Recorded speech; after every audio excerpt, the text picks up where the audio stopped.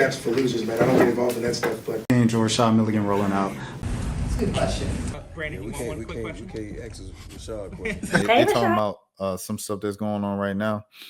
Oh, they talking about JuJu. It's ACL. ACL for JuJu. Heal quickly. Things of that sort for sure. No, I'm saying definitely get better, bro. Get better, JuJu, for sure. Words were exchanged. Oh, they talking to the players. They mad at the players. It's one of them situations where people just be mad. You know, when you just mad at something. Like I had another situation where I had, you know, some folks talk to me and they was like, this going on. I said, don't even be, you know what I'm saying, offended by what they said. Look, that's Rhea Marshall.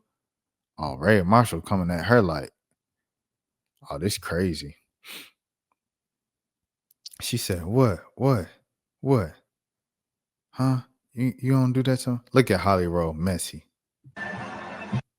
Rest in peace, Takeoff. Don't let that bro, because she too messy.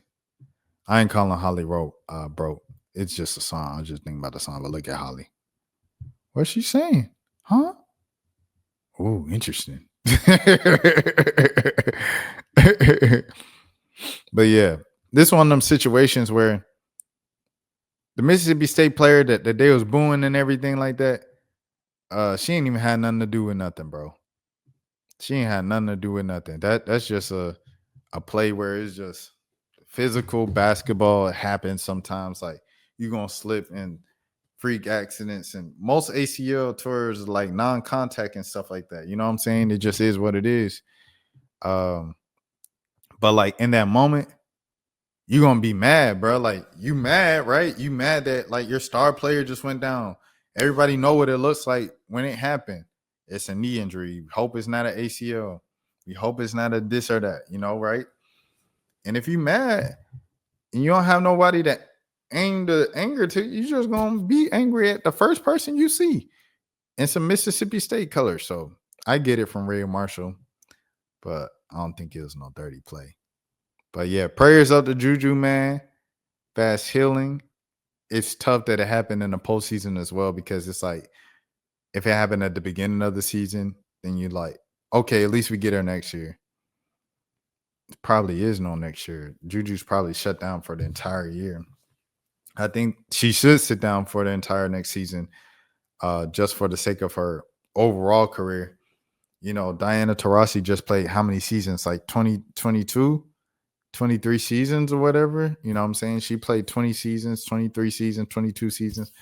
So if you're going to play 22, 23 pro seasons, sit a whole year. Sit the whole year. Get right. Get the body right. Stuff like that. Yeah.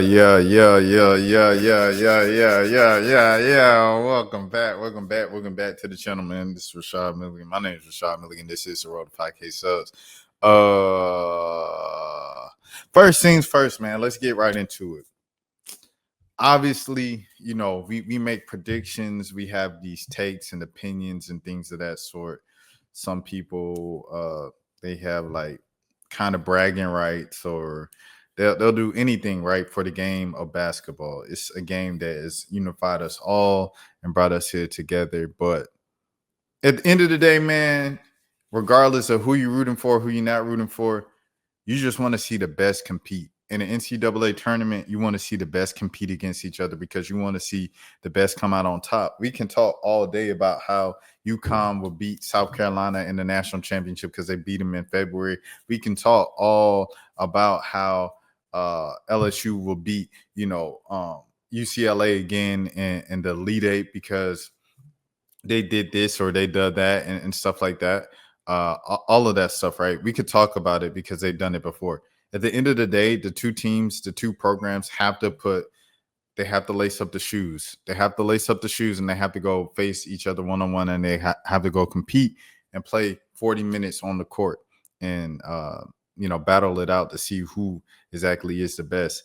And to not have JuJu it's terrible because you want to have the best of the best out there, and Juju's the best of the best. I felt like she was the National Player of the Year, Naismith National Player of the Year for this past season, 2024-2025. So to not have the Naismith National Basketball Player of the Year, of course, you have Kiki out there, and you have the 5-star recruits that you brought in. You know, that's the reason why you bring them in, to have more depth and kind of just overall thing to your team outside of just Juju.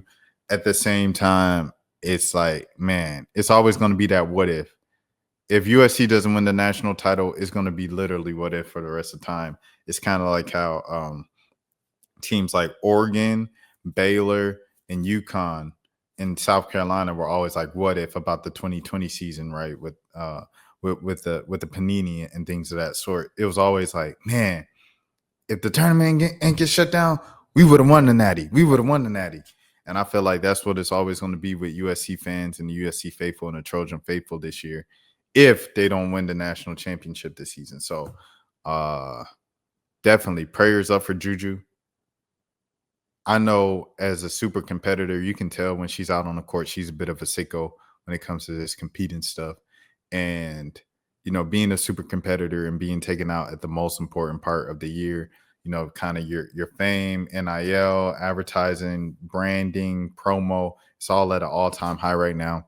And to have that taken away from you a few games away from achieving a national championship, or at least competing for a national championship, it's got to be soul crushing. I know it could be. I can imagine. So, Juju, I hope you keep high spirits. I hope you keep some positivity, get some things that can keep your mind off of, you know, the current circumstances and stuff like that, if you can, whenever you can, and things of that sort. And, you know, keep some people around you who care about you, genuinely about who you are outside of the game of basketball. And, you know, heal up quick. You know, we're hoping for the best news. We as of right now, at the time I'm recording this, we don't know what it is. Like everybody said, it looked pretty bad. The fact that she had to be helped off the court and didn't even return to the bench by the end of the game. So it didn't look promising, but, you know, just hope for the best and best recovery, rehabbing, all of the things that she needs to do to get back on the court, because the game's in a much better place when JuJu Watkins is out there. It's just like with Joel mentioned this on Twitter. It's just like with Paige and AZ and UConn. Like when Paige went out for a whole season, and when she came back, I was like, bro, welcome back, man. The game really missed you. And she was like, thank you.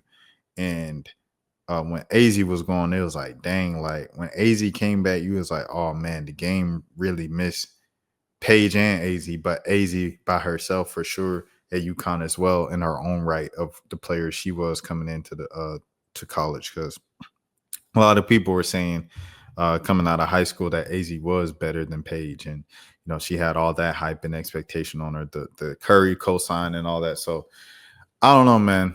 The game is just always better when all the stars are playing. That's kind of like when OGs give like their biggest kind of complaints about the NBA and where it's at right now. The one of the biggest ones is the stars don't play. You know, Dominique Wilkins was just talking about that. Magic Johnson was talking about that with Michael and stuff like that, Jordan. And, you know, that's what they said. Like the kids, the stars these days don't even be playing half the time. And, you know, you go to for example, I don't want to, this is just an example. So I don't want to make it seem like, you know, I'm sending, you know what I'm saying, a low ball to anybody, because I respect most folks' games. I respect most folks' games. But say you went to a Memphis Grizzlies, New Orleans Pelicans game, and that game, John Morant is not with the team, and for the Pelicans, Zion's not out for conditioning reasons, getting back into playing shape.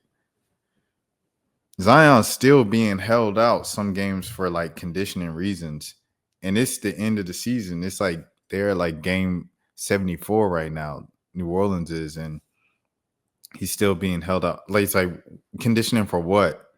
You're not playing for 3-4 months after this. But at the same time, you look at a situation like a Paige, right, where Paige kind of came back probably before she was supposed to, was playing on her leg, and then, you know, popped it, you know, for good. And she had to sit out a full season just because she didn't sit down and kind of waited out the season prior. So, You know, those are things that exist as well. I'm saying all of this to say injuries are trash, especially when it comes to like the greats, because you want all the greats to be available. So there is no, man, if we had so-and-so, like, because those are the worst debates, like 30 years down the line. If so-and-so ain't get hurt, we would have did it, man. We would have done it. It's annoying. That's for losers, man. I don't get involved in that stuff, but. Angel Rashad Milligan rolling out. That's a good question. We can't ask Rashad questions. Hey, Rashad.